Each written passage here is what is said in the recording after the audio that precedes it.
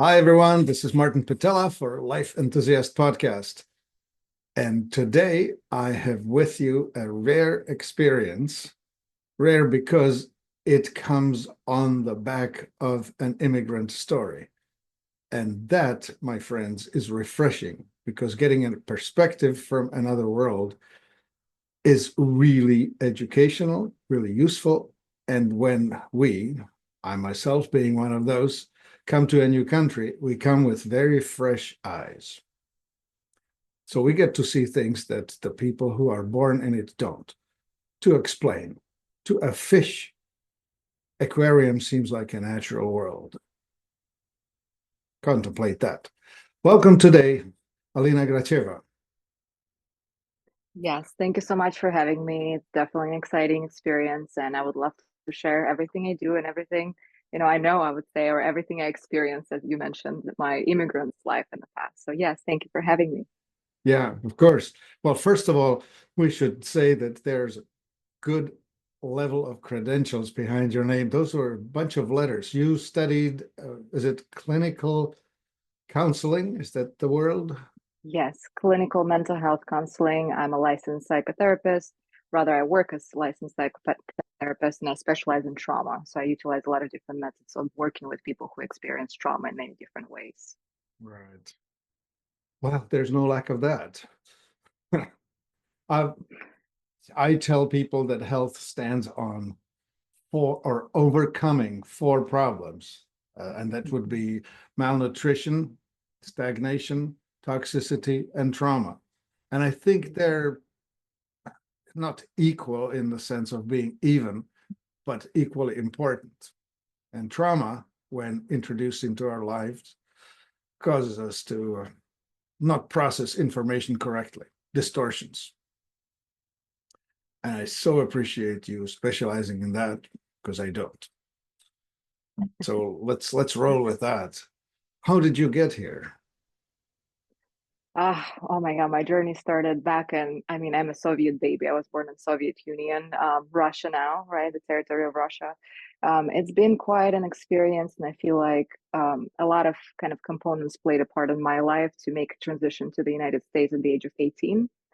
And I think there's also transgenerational trauma that took place because my both of my grandparents, they've been through the Second World War, and I grew up on their stories. And my grandmother was Leningrad's blockade. Kind of, she remained an orphan during the blockade of the Leningrad at the time.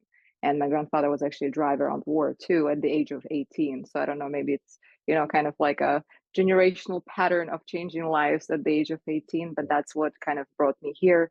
And I think I was making sense of my life back then, and as well as getting new experiences in this country.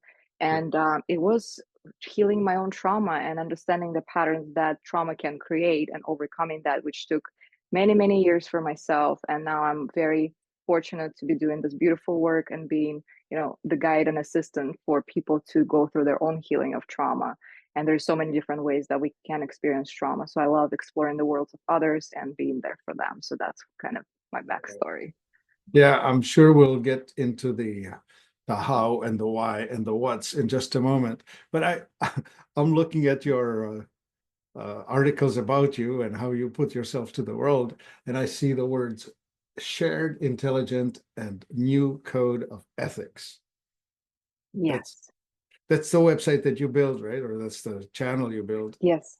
Yeah, it's my a personal website. I actually started even before I did clinical mental health counseling because I've done a lot of work as a volunteer crisis counselor for crisis text line, and I've been available for people through coaching as well. I've been in mental health since 2012, getting education again, healing myself, and also learning new skills and understanding trauma and human conditions and everything of that sort. So, and everything that we have in life, I feel like, and every knowledge or knowings that we get, it's all shared because we get that from somewhere and then we incorporate it, creating our own way of, seeing the world and seeing ourselves in the world and, navigating relationships and careers and all that. So it kind of was my, pattern of getting more insights into what I was dealing with, so that afterwards that became kind of my mission to be for others and be assistant.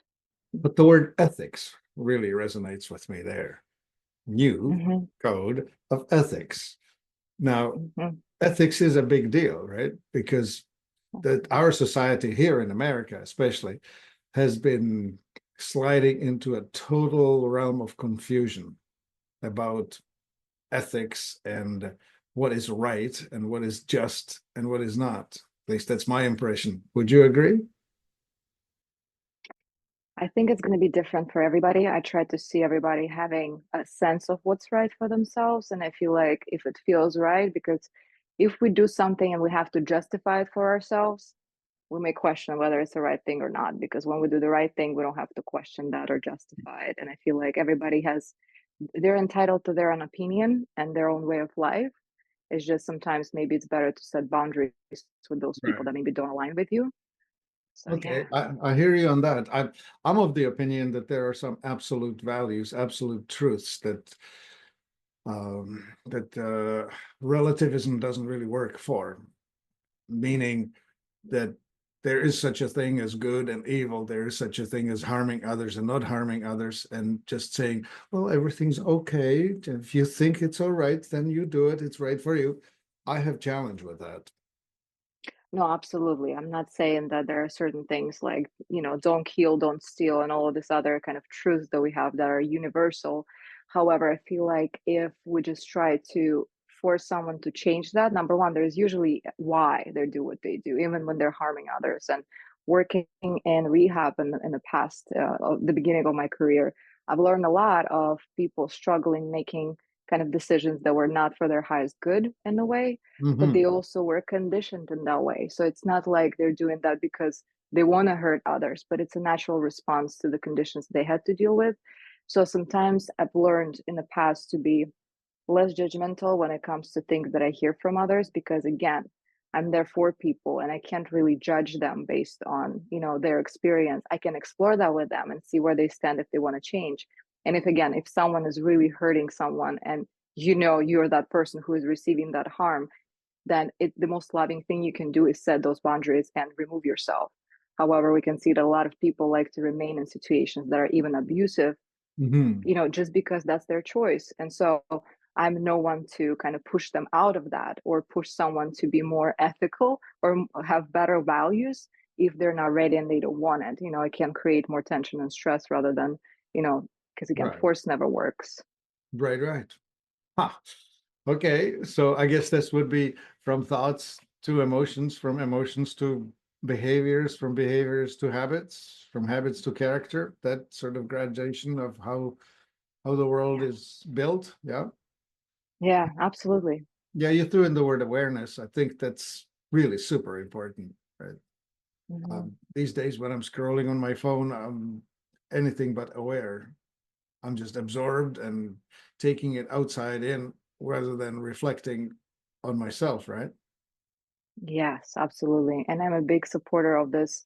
I'm always like putting this three steps to change. Number one is self-awareness, because a lot of us are not self-aware at all. And Yeah. I feel like even when we begin to be self-aware, we're still not self-aware about other things that continue to come up because we're always becoming and always changing. So first step is self-awareness. Second step is being willing to change, to say, what I'm observing, what am I aware of? I don't like that. I really want to change that because I don't want to be hurting others, right? Speaking of those types of experiences, I want to do better for myself, for my family, whatever the values begin to kind of step forward. And then the third one is being ready to change. And that's the hard one for a lot of people to kind of go forward with, because you will have to put a lot of effort and practice and consistency into changing your own ways. And not a lot of people are actually willing to do that, right? They're willing to change, but they don't want to do the work. Yeah. And so that Yeah. can be a very big step for a lot of people to start that process of healing. Yeah. I always see change. It happens in a heartbeat, but you are having to roll yourself up that steep hill. It's sort of like pushing to the point of when the change happens. But Mm-hmm. sometimes it takes a lot of mm, effort to get to the point of being able to change. Yeah. Yes, absolutely. Yeah. Well, sometimes I heard Oprah Winfrey talk about this. She says, well, life will give you a nudge. It will give you just a hint, and then it gives you a bump, then it will give you a shove, then it gives you a hit, and then you're going to hit the wall. At what time Mhm. are you willing to notice? I think it's a great question, but that's what I'm a big supporter of aligning spirituality with mental health in Yeah. big ways. Again, if people are not there, that's fine. But again, if we can make sense or better sense of our experiences, especially traumatic experiences, if Mhm. we look at the bigger picture. And just like in everything in life, there's a natural rhythm, right? Just like I always talk about my favorite teacher, Dr. Wayne Dyer, and he talks about being growing in a mother's womb, right? We're not trying to expedite the process. We're not trying to grow different organs. We don't interfere with this process. Everything shows up when it has to show up.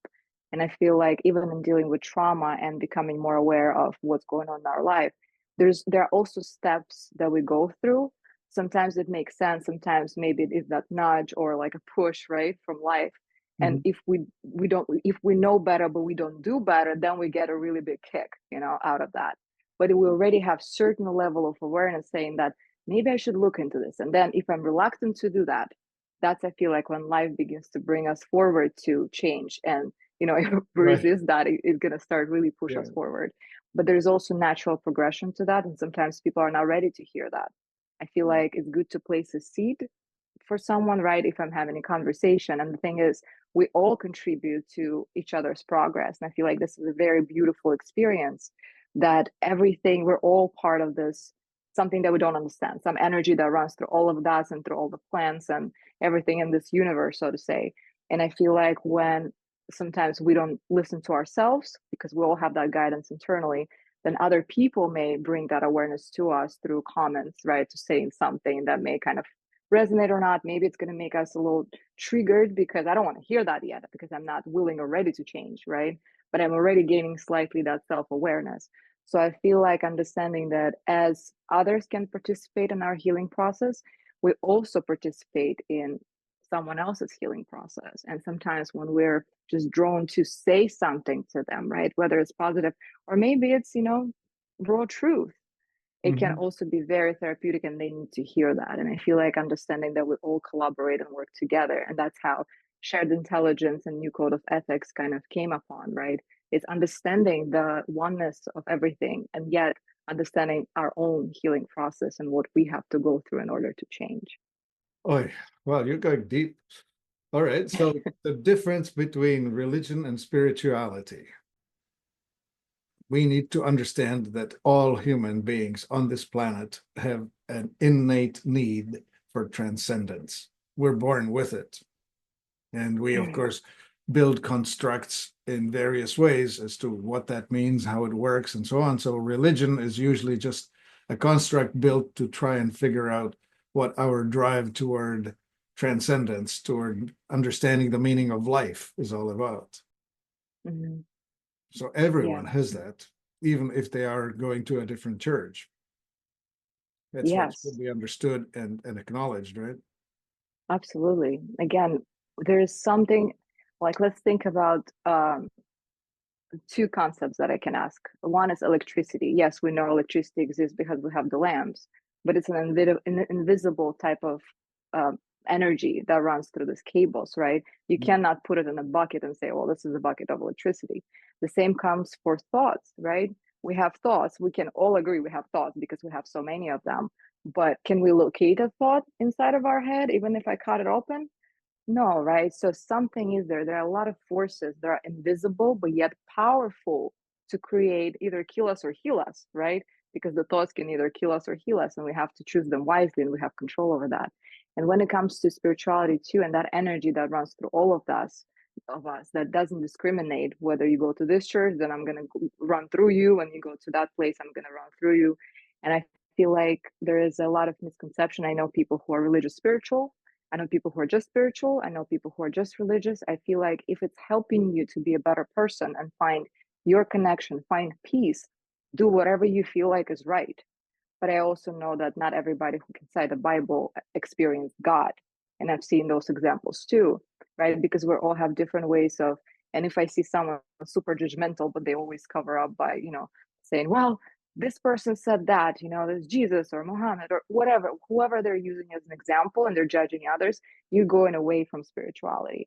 It's my own view again. And I feel like if your religion is making you judge others, maybe to me, that's not the best kind of practice, just because, again, learning to be more accepting and understanding the oneness of life in general. But if it's making you a better person, go ahead, because that's the ultimate goal, I feel like, of finding your own spiritual connection, whether it's from a religious perspective, whether it's from meditative perspective. So I feel like it's good to kind of understand that. And I know a lot of people who not religious, but they do things for the world that are so spiritual in nature. And I'm so fortunate to meet those people and get their perspective of life. And they don't even consider themselves spiritual. They just do the good deeds. And I feel like that's a really important kind of work. Right. Exactly that. Mm-hmm. Yeah. How to. Well, I think tolerance, right? Because any virtue taken to an extreme becomes a vice. So I don't know if that should be thought about and considered, because as soon as you start thinking that you have the answer, you will probably find out that you don't have the whole answer. Somehow life bring you a message. Absolutely. And I feel like that's a never ending journey, because I feel like we always seek the healing and say, well, I want to get to that destination when I'm healed. And I feel like healing is in growth. It's not about the destination, but about the journey and learning more about yourself. And it's a never ending process, because the more you feel like you found answers for your own questions, the more questions begin to appear.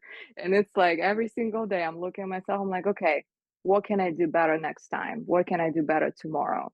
And that's a never ending. Every single day I find new things I got to be working on. And I feel like it's a very good thing, because that progress will create us always becoming better versions of ourselves, rather than getting, like you mentioned, stagnation, right? That's exactly that. When there is no progress, that's when we get trapped in the condition of life that we consider to be detrimental.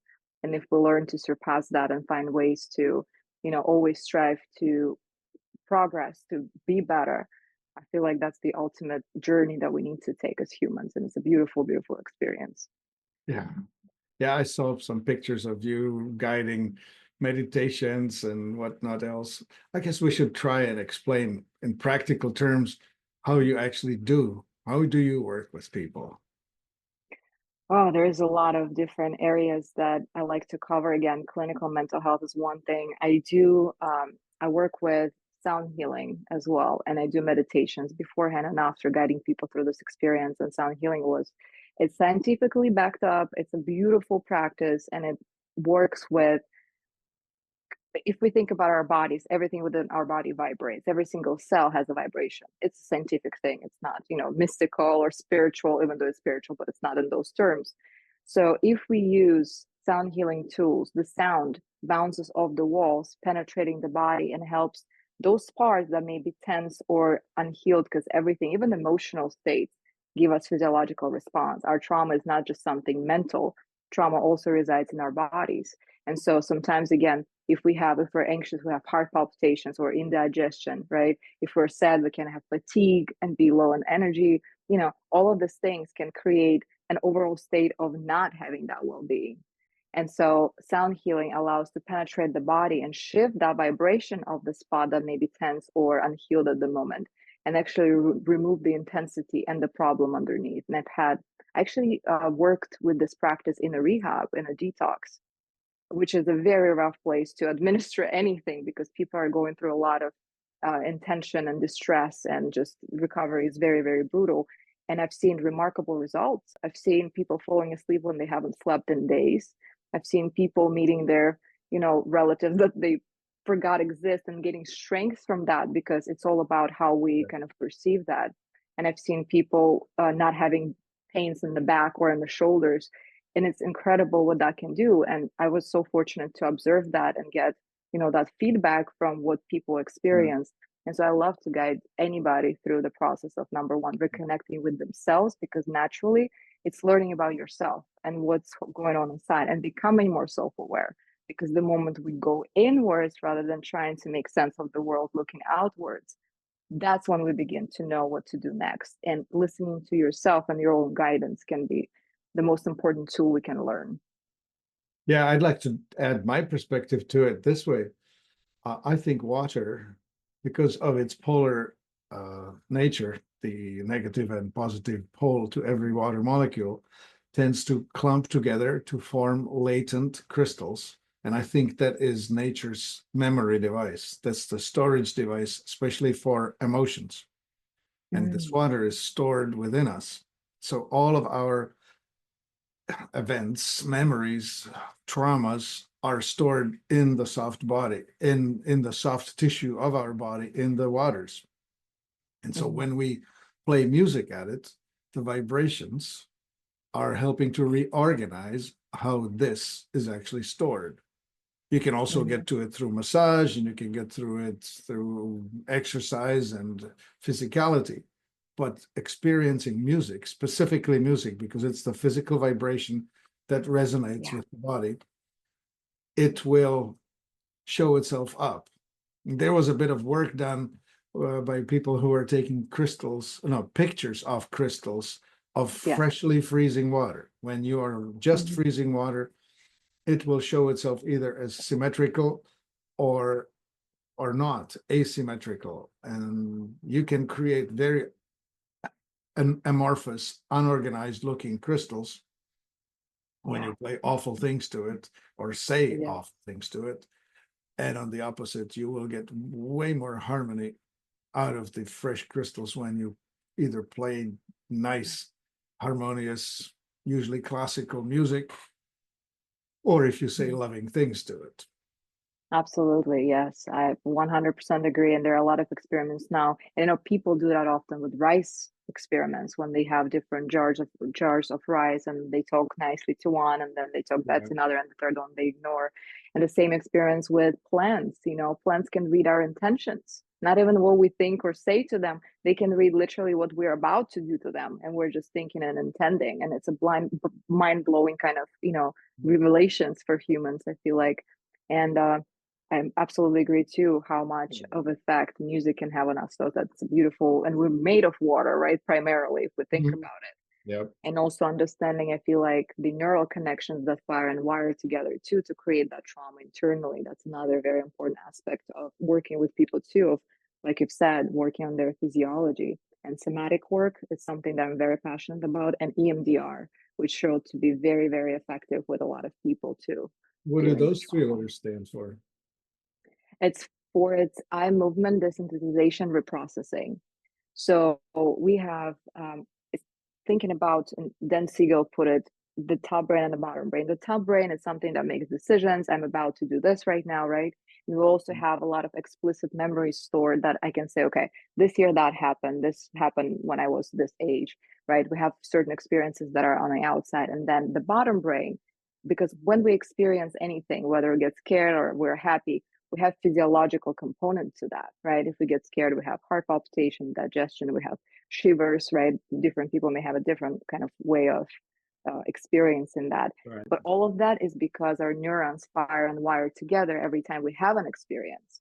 And the more experiences we have that reaffirm the same negative neural network, the worse our lens through which we look at the world becomes.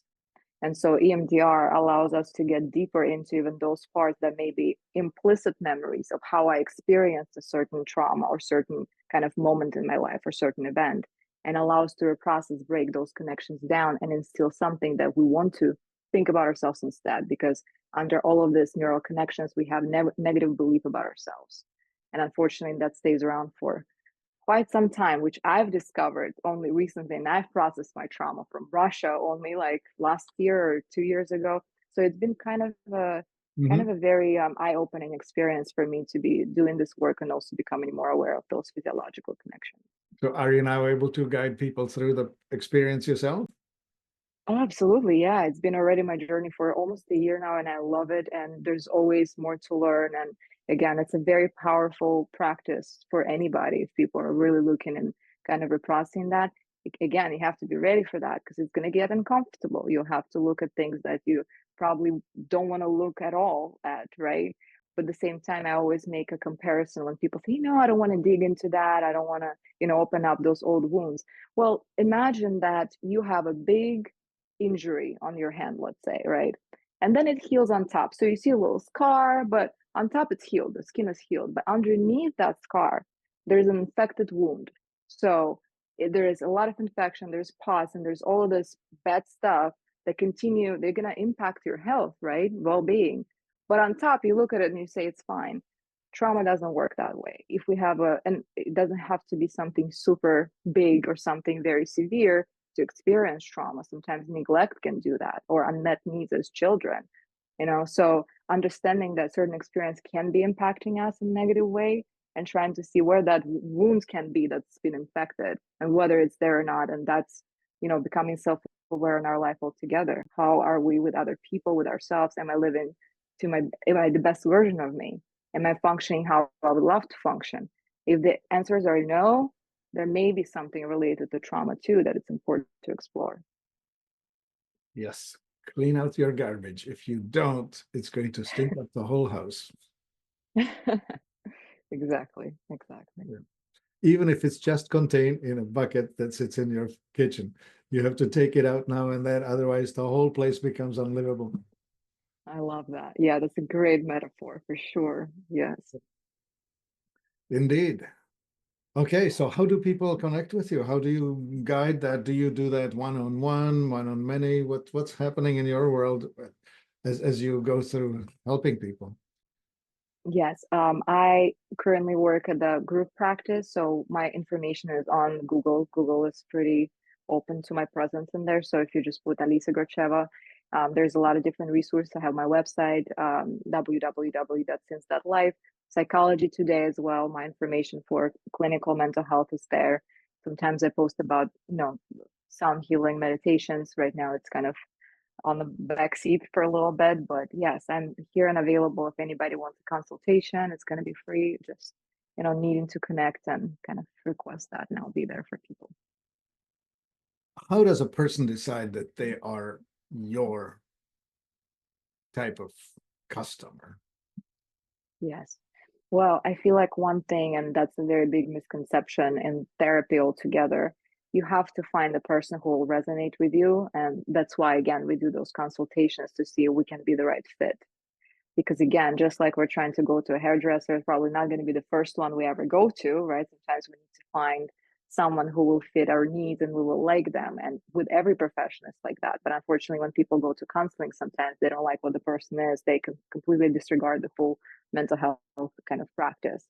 Right. So connecting with people too, and finding, maybe having different people you want to talk to. If you like the EMDR itself, right, or somatic work, or anything you want to do, find different people, read their bios, see if you align with that, see if what they do is kind of resonating with you too, and then go for a consultation and see if that's someone that you would like to share, your secrets with, or open up to. I feel like it's a good idea to get multiple people and connect with multiple practitioners. I was trying to fish for, well, what kind of experience, or what is the person supposed to be experiencing when they are going to be calling you? But I guess it's the broadest thing. Anything that's on the spectrum of not happy to tragically unhappy to destructive. It could be anything, right? Absolutely, yes. Well, from trauma, we experience depression, anxiety, panic attacks, substance use, and all those kind of problems I work with. So, yeah. Yeah. I think there's just endless space for all of this. Right now, we recognize that about 75% of pharmaceutical prescriptions are filled for either anxiety or depression chemicals to change how we feel. Mm-hmm. And on top of that, people are wanting to not feel the trauma that they are experiencing, and they're taking mind-numbing chemicals for it, whether they're doing it with food or alcohol or street drugs.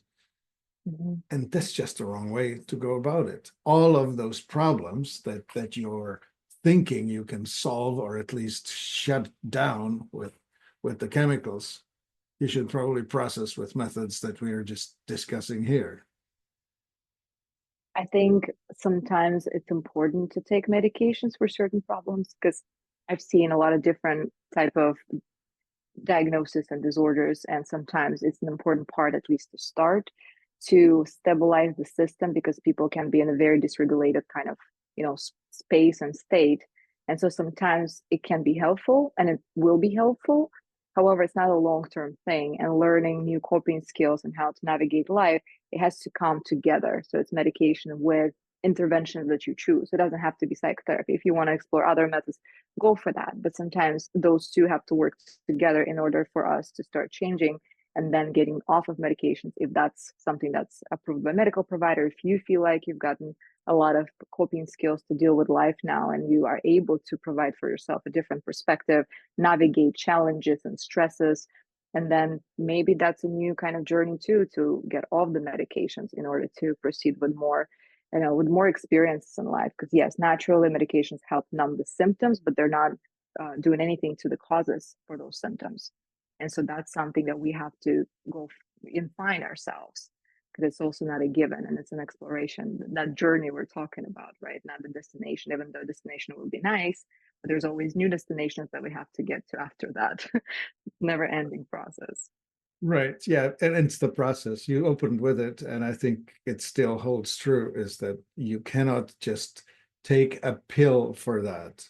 The pill may change how you feel, but you actually need to do the work to get from here to there. And the there is freedom from trauma, or freedom from Yeah, reacting to trauma that has happened. It's not that it hasn't happened. absolutely. It's just that we are hoping that you will have better choices at the end of the process. Yes. Yes, well, it's about changing our patterns, right? Just like you've mentioned, the transition from, one thing to the character that we have. And we're all we're creatures of habits. Everything we do is habitual. Every thought we think is habitual, and even feelings. And Joe Dispenza talks about that too, that we get addicted to emotions themselves. We get addicted to the state. And it's not in a way that we understand that. It's just the chemical cocktail in our brain that allows us to have this comfort, even if it's uncomfortable. And so we get used to that and we don't want to let it go. And when we start changing, we will notice that sometimes our bodies are responding back to us. Well, that doesn't feel right. Why you have the serotonin and dopamine? That feels weird right now. You shouldn't be feeling that way. And Mm. so that's a lot of internal fight. So I know I had my boss and my supervisor at the rehab too. He was saying, you have to fight a good fight. It's a fight with yourself and your patterns. But if you win over yourself, you're unstoppable. There's nothing that can take you down, because you'll find a way to navigate anything in your life if you win over yourself. But it's a very hard fight. Yeah, there's a good cowboy metaphor. When you find the most difficult horse, once you make friends with that horse, you'll have the best horse possible, right? I love that. It's the Hmm. ones that are hard to tame that will give you the greatest service. Hmm. Yeah, Yeah. absolutely. All right. So let's just repeat that. So if someone wants to connect with you, is it alinagracheva.com?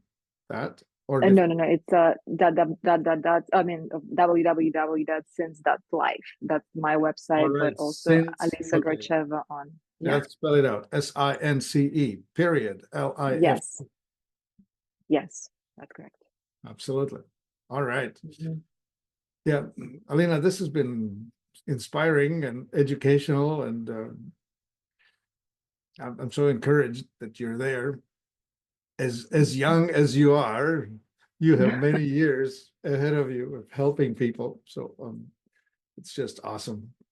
And I Thank especially you. want to make sure that especially the younger ones, relate to you and listen to you, because there's so much temptation on the media, on the social media, on the phone, to just get hooked in and become an addict to not feeling, just consuming without reflecting. Hmm. And we have to overcome that. Otherwise, we're in deep doo-doo. I agree with that for sure. It's a journey for a lot of us, and it's all about self-awareness. If it doesn't feel right, maybe there's time for a change, but everyone has to decide for themselves. Well, here's one of the doors that a person can walk through and end up in a much better room. hopefully. It's all about their own desire to change, and how willing they are and ready for that. All right.